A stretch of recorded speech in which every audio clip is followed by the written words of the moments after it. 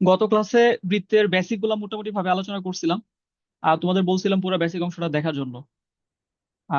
আর total বেসিকটা summarise করা আছে দা ফুয়েল অফ হায়ারমেথ বইটাতে, ওইখান থেকেও আমার মনে হয় যে তোমরা মোটামুটি ভাবে দেখছো।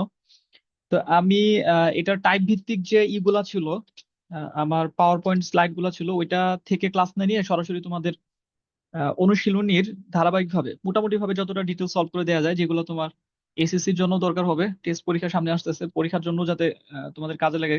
আর মোটামুটি ভাবে যাতে কোনো কিছু গ্যাপ না থাকে। তো এই জন্য আমরা সরাসরি টেক্সট বই থেকেই সলভ করব। তোমরা খাতা কলম করো, রেডি করো। দেখো,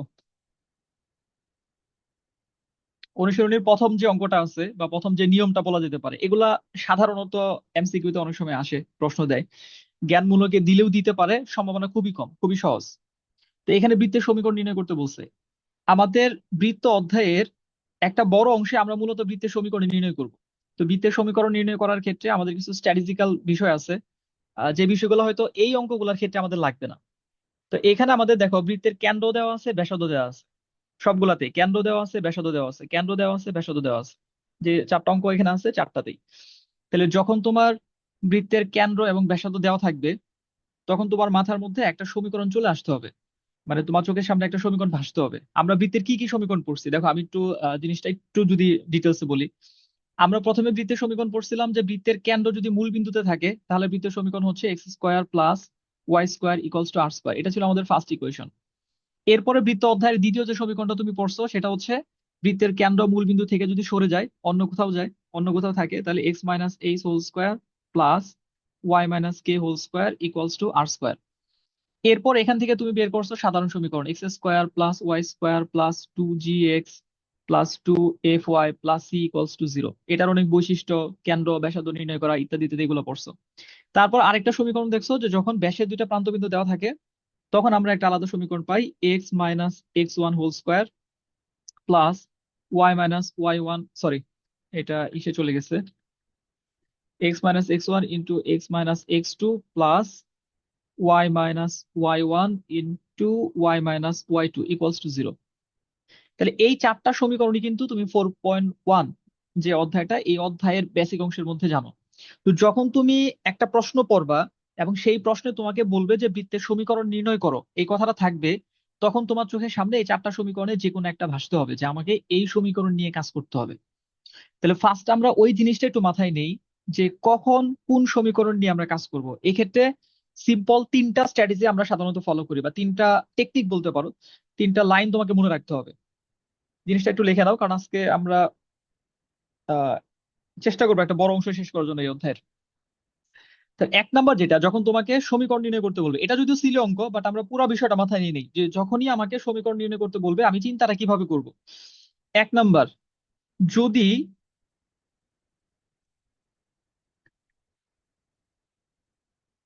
প্রশ্নে বৃত্তের কেন্দ্র অথবা ব্যাসার্ধ অথবা দুইটাই, কেন্দ্র অথবা ব্যাসার্ধ অথবা দুইটাই দেওয়া থাকে,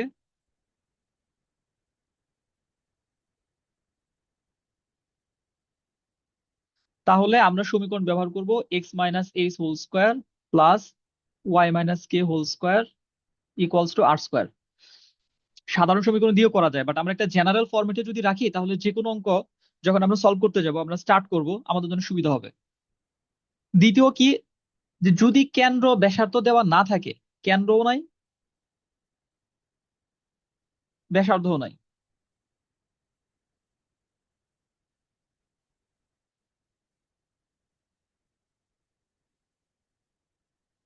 তাহলে কেন্দ্র আর ব্যাসার্ধ যদি না থাকে, অন্য যেই তথ্যই দিক, যেটাই বলুক, যে তিনটা বিন্দুতে গমন করে, দুইটা বিন্দুতে গমন করে, কেন্দ্র অমুক রেখার উপর অবস্থিত, বা একটা বৃত্তের সাথে এক কেন্দ্রিক, তারপর ইত্যাদি ইত্যাদি, অনেক ধরনের তথ্য দেওয়া থাকবে। তো যদি তুমি শুধু দেখবা যে প্রশ্নের মধ্যে কেন্দ্র দেওয়া আছে কিনা, যে বৃত্তটা আমাকে নির্ণয় করতে বলতেছে, যে বৃত্তের সমীকরণ, তার কেন্দ্র দেওয়া আছে কিনা, যদি না থাকে, তাহলেই তুমি চিন্তা করবা তাহলে আমাকে এখন কাজ করতে হবে কোনটা নিয়ে, এই যে সাধারণ সমীকরণটা নিয়ে, x square plus y square plus two g x plus two f y plus c equals to zero. মানে এই দুইটা চিন্তার মধ্যে তুমি অলমোস্ট 80% অঙ্ককে ফেলতে পারবা, যেগুলোতে তোমাকে বলতেছে সমীকরণ নির্ণয় করো। যখনই তুমি দেখবা কেন্দ্র বা ব্যাসার্ধ দেওয়া আছে অথবা দুইটা দেওয়া আছে, তখন তুমি এটা ব্যবহার করতেছো। আর যখন দেওয়া নাই, তখন তুমি এটা ব্যবহার করতেছো। আর পার্টিকুলারলি যখন তোমাকে একটা বৃত্তের ব্যাসের প্রান্তবিন্দু দেওয়া থাকবে, একেবারে সুনির্দিষ্টভাবে বলে দিছে অথবা তুমি বুঝতেছো যে এই বৃত্তটার ব্যাসের দুইটা প্রান্তবিন্দু আমার প্রশ্নের মধ্যে আছে, তথ্যের মধ্যে আছে, বা আমি বের করতে পারতেছি, তখন আমরা ব্যবহার করি যে 3 নাম্বারটা। ওইটাও একটু লিখে রাখবা যে ব্যাসের প্রান্তবিন্দু যদি দেওয়া থাকে তখন আমাদের সমীকরণ ব্যবহার করতে হবে এই ফরম্যাটের: x-x1 × x-x2 + y-y1 × y-y2 = 0। এই কথাটুকু যদি তুমি মাথায় রাখো, তাহলে দেখো 1 নম্বর অঙ্ক আমাকে আর করে দিতে হবে না, এটা তুমি এখন নিজে থেকেই পারবা। কারণ তোমাকে কি বলছে? বৃত্তের সমীকরণ নির্ণয় করো যার কেন্দ্র 3 - 4, কেন্দ্র দেওয়া আছে, ব্যাসার্ধ 6 দেওয়া আছে। তাহলে এটা সমীকরণ কি হবে? আমি ডিটেলস লিখতেছি না, এই যে আমাদের এই ফরম্যাটের সমীকরণ ব্যবহার করতে হবে। তার মানে নির্ণয় সমীকরণ হবে x মাইনাস কেন্দ্রের ভুজ কত আছে 3, তাহলে x-3 whole square plus y-a-4 whole square equals to ব্যাসার্ধ হলো 6, তাহলে 6 স্কোয়ার। এখন এইটাকে সিম্পলিফাই করলে, সরল করলে তুমি এই অ্যান্সারটা পেয়ে যাবা। আর এটা সরল করার যে ক্যালকুলেশনটা তোমাদের এই সেকেন্ড ইয়ারে টেস্ট পরীক্ষার আগ মুহূর্তে এই পর্যায়ে এসে আমার মনে হয় না আমার করে দিতে হবে। এটা তোমরা এখন এতটুকু তোমাদের ক্যালকুলেশনের ম্যাচুরিটি চলে আসছে। এখানে a-b হোল স্কোয়ারের ফর্মুলা ফেলবা, এখানে a+b হোল স্কোয়ারের ফর্মুলা ফেলবা, সব এক পাশে নিবা, যোগ বিয়োগ করবা, অ্যান্সার চলে আসবে। তাহলে এই অংশটুকু তোমরা বুঝতে পারলা কিনা? আমি যে কথাটুকু বললাম, যে স্ট্র্যাটেজির কথা বললাম, এবং অঙ্কগুলো 1 নাম্বার, এগুলো করতে পারবে কিনা বলো? जी सर।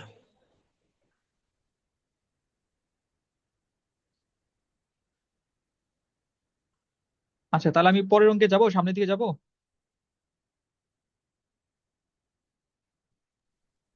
जान सर।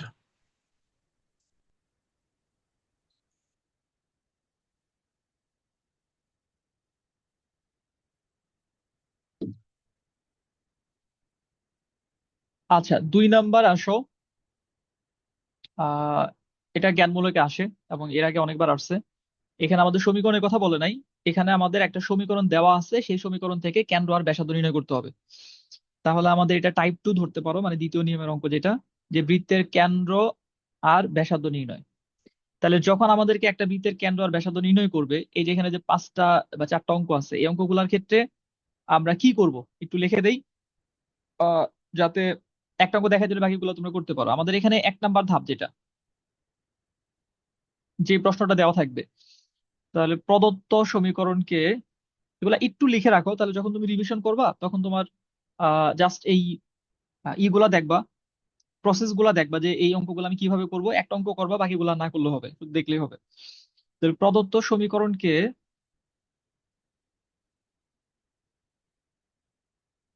সাধারণ সমীকরণের,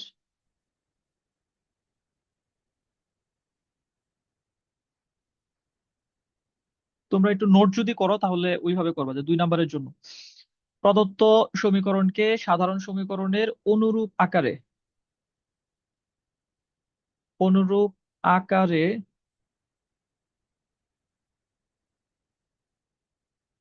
প্রকাশ করে জি এফ সি এর মান নির্ণয় করতে হবে।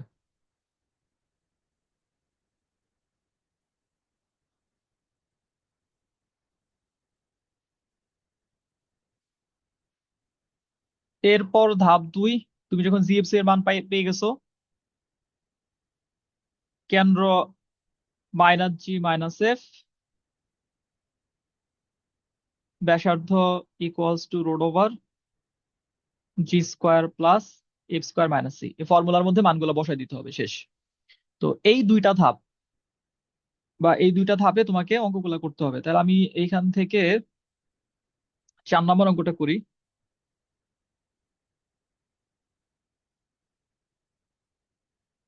প্রদত্ত সমীকরণ 3x² plus 3y² minus 6x plus 4y minus 4 equals to 0।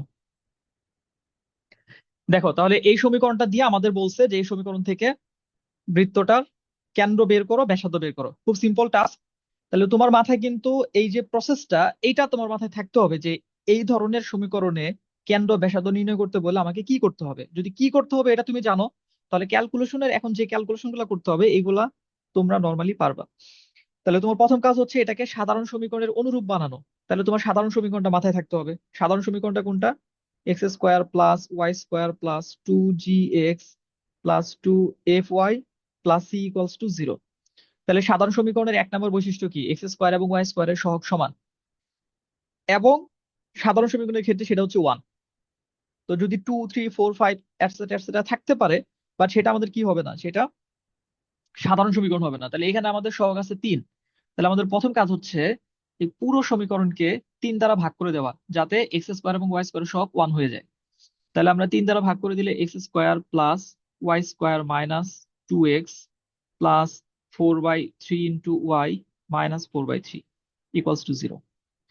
আচ্ছা, এরপর এটাকে আরেকটু সহজভাবে জিএফসি এর মান আইডেন্টিফাই করার জন্য আমরা স্পেসিফিক ফরম্যাটে চলে যাব। এইটুকু হয়ে গেছে আমাদের। এখন 2gx 2fy সি। তাহলে এই রকম দেখতে যদি আমরা বানাইতে চাই, তাহলে কি করতে হবে? X square plus y square থাকলো, plus 2 into -1 into x, 2gx, 2 common, x common. এরপর আমরা মাঝখানে ওই সংখ্যাটা লিখবো যেটা লিখলে আগেরটার সাথে মিলে যায়। তাহলে এখানে আমাদের দেখো ছিল -2x। তাহলে এই যে 2 থাকলো, এক্স থাকলো, -1 দিলে আমাদের এই যে এখানে হবে -2x। তো এই জন্য আমরা মাঝখানে -1 লিখলাম। তারপর প্লাস 2 ইন্টু, কত গুণ করলে 4/3 হবে? 2/3, কারণ 2 × 2 = 4 divided by 3 into y -4/3 equals to 0। Sir শুধু ওয়ান নিলে হইতো না স্যার, তাহলে তো আর চেঞ্জ করতে হতো না। কোনটা? মানে স্যার যে 2 × -1 যে নিলেন স্যার, শুধু ওয়ান নিলে তাহলে স্যার আগে মাইনাস, তাহলে চেঞ্জ করতাম না, কি দিল স্যার? না, আমি হলো তোমাদের একটা একটা প্যাটার্ন দেখাচ্ছি। এখন তুমি যদি সরাসরি করতে পারো, যেমন এটা কিন্তু শর্টকাটও আছে, যে এক্স এর সহগকে -2 দ্বারা ভাগ করে দিলে আমাদের ক্যান্ডেল ভুজ পাওয়া যাবে, ওয়াই এর সহগকে -2 দ্বারা ভাগ করলে ক্যান্ডেল কুটি পাওয়া যাবে। আহ, তো এখন যখন তোমাকে 2 মার্কসের জন্য একটা স্পেসিফিক ম্যাথ দিয়ে দিচ্ছে, ফার্স্ট অফ অল তখন কিছু ক্যালকুলেশন এখানে করে দেখাইতে হবে। ডিরেক্ট করলে বা শর্টকাট ব্যবহার করলে হবে না। আর দ্বিতীয় হচ্ছে যে এখানে জি এর মধ্যে আমি মাইনাসটা দিয়ে দিছি একেবারে হুবহু সাধারণ আকারের সাথে বানানোর জন্য, বাট এর ম্যান্ডেটরি না। তুমি যেটা বলছো এটাও যদি করো এবং সঠিকভাবে যদি তুমি আইডেন্টিফাই করতে পারো, কোনো সমস্যা নাই। বুঝা গেছে? বাট তুমি যখন জি লিখবা, তখন ওই চিহ্নটা সহ যাবে, কারণ সাধারণ সমীকরণের চিহ্ন প্লাস। এখানে যদি মাইনাস রেখে দিতা তাতেও কোনো সমস্যা নাই। বাট যখন তুমি জি ইকুয়ালস টু ভ্যালু লিখবা, তখন ওই মাইনাসটা সহ নিয়ে তারপর লিখতে হবে। বুঝতে পারছো? জি স্যার। আচ্ছা, তাহলে এখন এখান থেকে আমরা লিখতে পারি, সুতরাং g equals to -1, f equals to 2/3, c equals to -4/3। তাহলে এখন কেন্দ্রের ফর্মুলার মধ্যে বসায় দাও। সুতরাং বৃত্তটির কেন্দ্র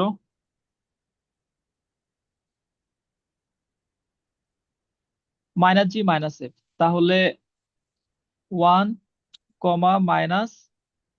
-2/3।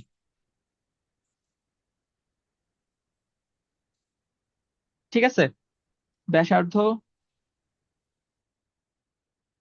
চিহ্ন উল্টে গেল কেন? উল্টে গেল কারণ কেন্দ্র তো তোমার -g, আর ব্যাসার্ধ হচ্ছে -f। এটা কিন্তু ফর্মুলা, -g, -f। গতদিন দেখাইছি এটা কিভাবে আসছে।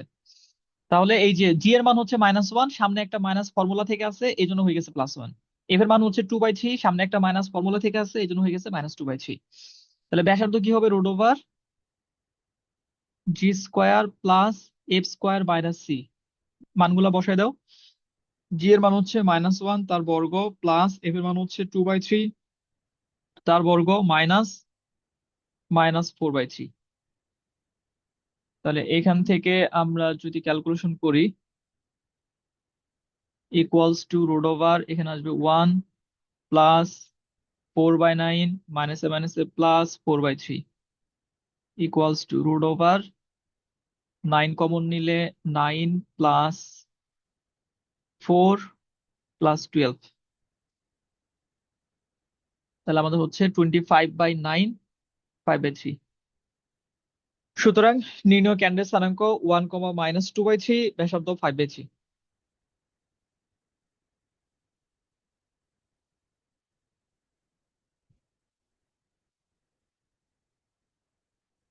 দুইয়ের অঙ্কগুলা এখন ওটা রাফলি করে ফেলো। ডিটেলস করতে হবে না, ক্যালকুলেশন করে দেখো কেন্দ্র আর ব্যাসার্ধ বের করতে পারো কিনা।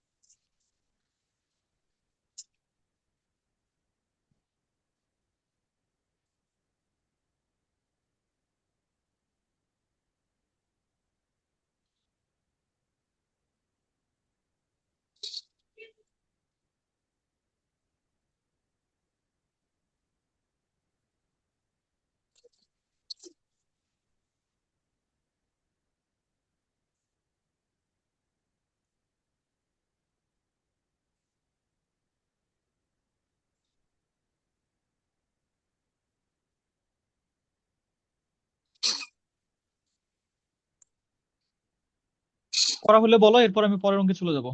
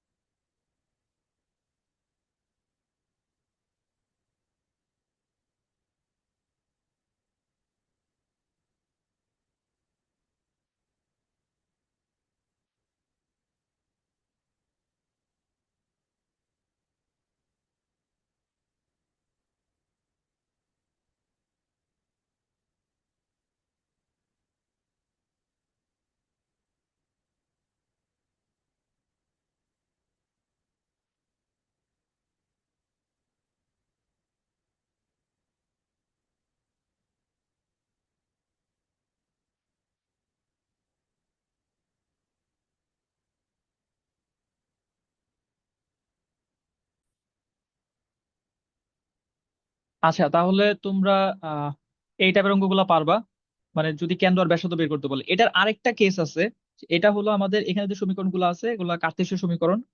আর পোলার আকারের সমীকরণ দিয়ে অনেক সময় তোমাকে কেন্দ্র ব্যাসার্ধ বের করতে বলে, ওটা আমরা দেখবো পরে। আচ্ছা, এরপর থেকে এই যে 3 নাম্বার থেকে আমাদের মোটামুটি ভাবে শুরু হচ্ছে বৃত্তের সমীকরণ নির্ণয়। এবং এই বৃত্তের সমীকরণ নির্ণয়ের এখানে আমরা ওই যে ফান্ডামেন্টাল স্ট্র্যাটেজি ব্যবহার করে ধারাবাহিকভাবে অঙ্কগুলো করব। প্রথমে দেখো 3 নাম্বারের যে অঙ্কগুলো আছে আমরা এগুলোতে একটু ফোকাস করি।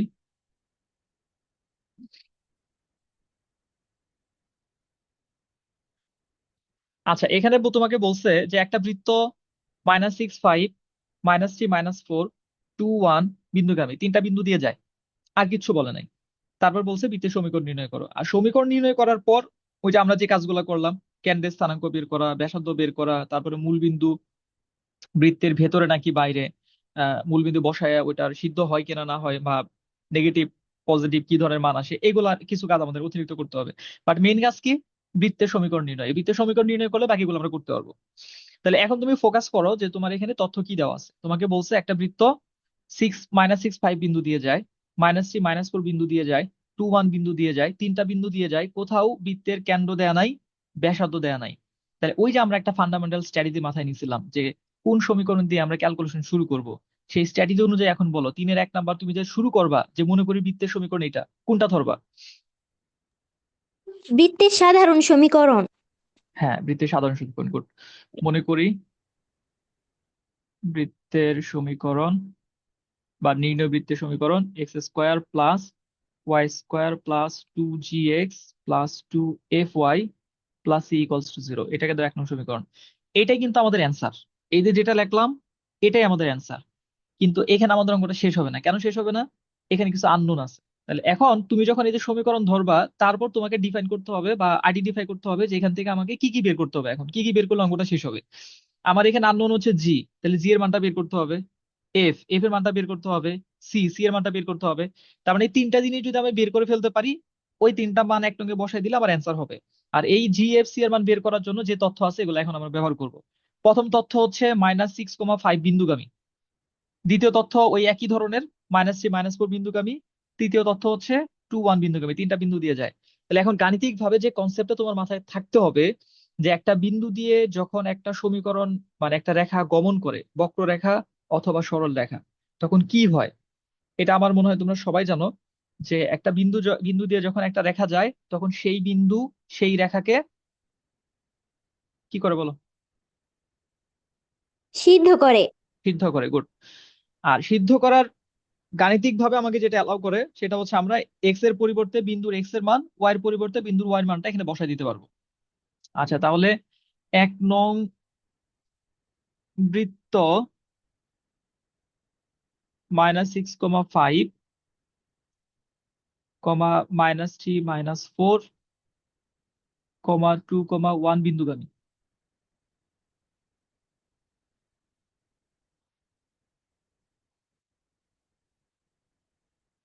সুতরাং -6,5 বিন্দুর ক্ষেত্রে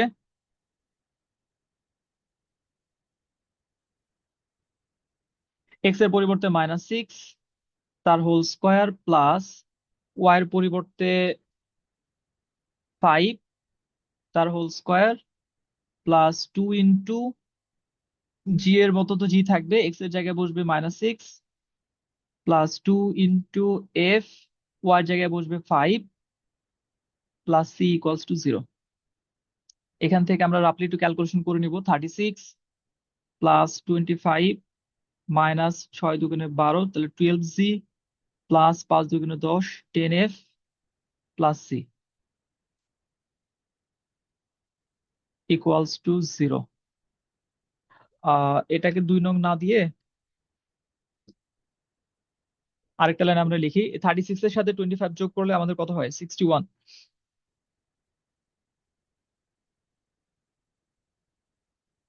minus 12g plus 10f plus c equals to 0। তাহলে এটাকে দাও তুমি 2 নং সমীকরণ।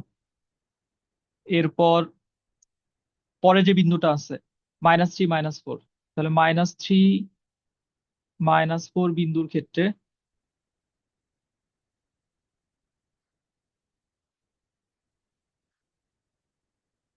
-3 whole square plus -4 whole square plus 2 into g into -3 plus 2 into f into -4 plus c equals to 0। কত আসে? 9 প্লাস 4 4 16 মাইনাস 3 দুগুণে 6, 6g minus 8f plus c equals to 0। তাহলে 16 আর 9 হচ্ছে 25 minus 6g minus 8f plus c equals to 0। এটাকে দিলাম আমরা 3 নং সমীকরণ। তাহলে আমাদের আরো একটা বিন্দু আছে 2,1। 2,1 বিন্দুর ক্ষেত্রে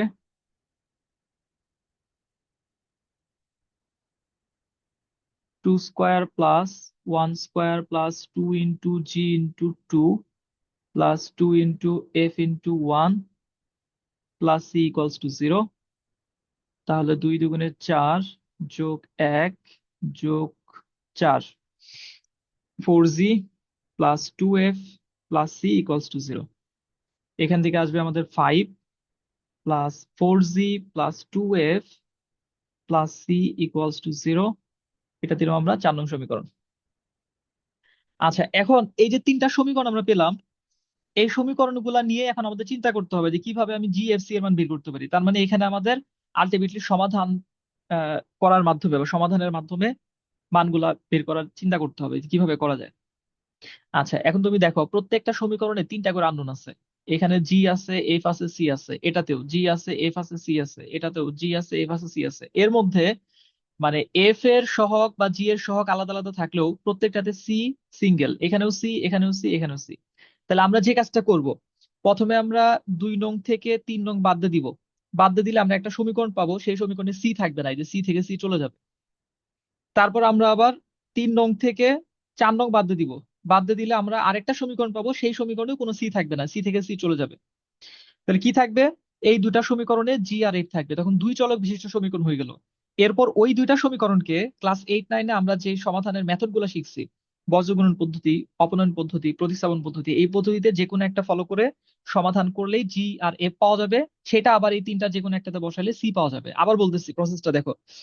বিন্দুগামী সমীকরণ গুলার ক্ষেত্রে যখন তুমি 3টা সমীকরণ পেয়ে গেছো, যে কোনো একটা থেকে আরেকটা বাদ দিলে সি ইলিমিনেট হয়ে যাবে, দূর হয়ে যাবে। আমরা 2 থেকে 3 বাদ দিলে সি চলে যাবে, আবার 3 থেকে 4 বাদ দিলে সি চলে যাবে।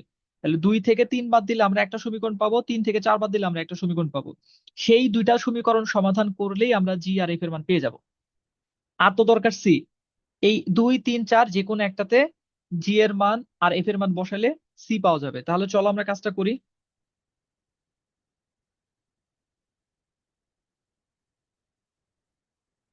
2 - 3 হতে পাই, এক লাইনে বিয়োগ করে দেই। তাহলে আমাদের 2 নাম্বার সমীকরণ হচ্ছে 61 - 12 জি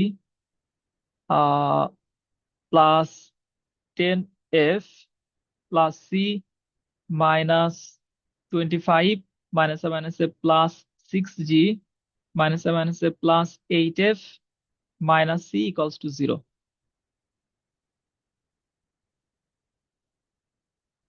তাহলে 61 থেকে যদি এখন আবার 25 চলে যায় তাহলে কত থাকবে? 36 -12 জি +6 জি মাইনাস 6 জি 10 এফ প্লাস 8 এফ, তাহলে +18 এফ আর সিসি চলে গেল ইকুয়ালস টু 0। এখানে দেখা যাচ্ছে 6 দ্বারা আমরা সবগুলোকে ভাগ করতে পারি। তাহলে 6 - জি +3 এফ ইকুয়ালস টু 0। এখান থেকে আমরা জি এর মানটা বের করে রাখি, জি ইকুয়ালস টু 3 এফ প্লাস 6। তাহলে এটাকে দিয়ে রাখি আমরা 5 নং সমীকরণ, অর্থাৎ আমরা প্রতিস্থাপন করবো, এই জন্য এখান থেকে আমরা জি এর মানটা বের করে রাখলাম। আচ্ছা, এরপরে 3 থেকে 4 বিয়োগ করে দিব, যে আবার 3 - 4 হতে পাই। এগুলার ক্যালকুলেশনটা একটু বড় হয়, বাট তোমরা যখন প্র্যাকটিস করবা, পর্যাপ্ত প্র্যাকটিস হলে বেশি সময় লাগবে না পরীক্ষার হলে করতে। তাহলে এখানে আমরা কি পাবো? 3 নং হচ্ছে আমাদের 25 minus 6 g minus 8 f plus c minus 5 minus 4 g minus 2 f minus c equals to 0। তাহলে 25 থেকে 5 যদি চলে যায় 20, 6 জি আর হচ্ছে এখানে আমাদের 4 জি, দুইটাই মাইনাস, তাহলে -10 g -8 -2 -10 f c c cancel equals to 0। তাহলে এখানে আমাদের 10 দ্বারা ভাগ করা যাবে, 2 - জি - এফ ইকুয়ালস টু 0। এইখানেই আমরা কি করব? জি এর মানটা বসাই দিব আলাদাভাবে, তাহলে আমাদের ইকুয়েশন দিয়ে আর করতে হবে না, লেন্দি করতে হবে না। তাহলে এখানে যদি আমরা জি এর মানটা বসাই দিই, 2 - জি এর মান হচ্ছে 3 F plus 6 F equals to 0। 5 হতে জি এর মান বসিয়ে,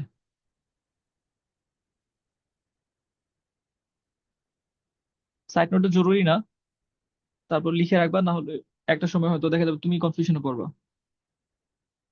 আহ, আচ্ছা, এখন 2 - 3 F minus 6 F equals to 0।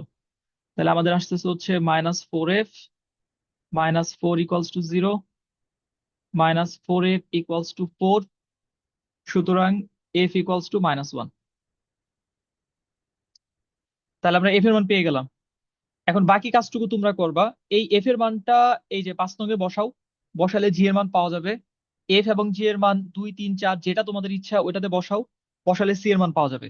তারপর এই 3টা মান 1 নং বসাই দিয়ে আমাদের অ্যান্সারটা আমরা বের করতে পারবো।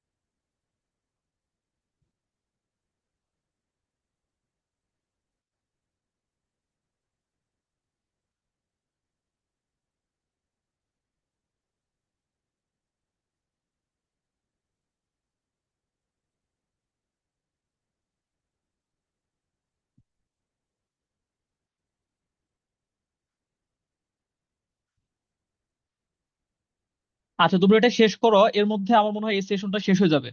শেষ করে তোমরা গ্রুপে আবার আমাকে জানাও যে স্যার ওটা করো